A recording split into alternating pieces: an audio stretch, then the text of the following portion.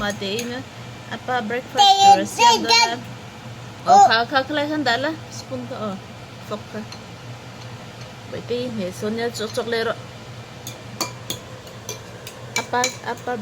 apa tí satu rồi siam đó na chọc lê rồi chọc lá dấu tím dấu tổ cho nên đi về là cái breakfast siam chín tên nha thì khai na hi chu cái này ang hi cái tel thina cho nên tukin zinga cho nên ai arsan ya hi purun sen na ya cho nên hi khai na chu hi ten cái tel do na nên hi chim bel ka chuang sa me ka cho nên lai nên có phần người rồi với mình là bin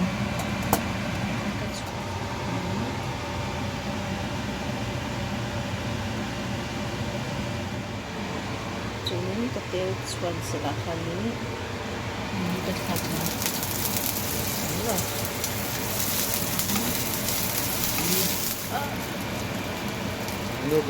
Nice.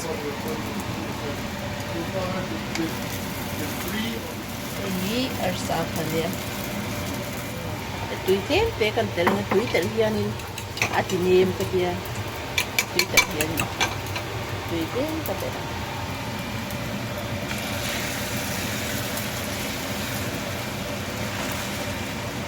Bây giờ cho nên thì khai thác hết cái sản phẩm mà cho nên ready mấy hàng giống như vậy cái xem hồi chưa cái xem giờ ta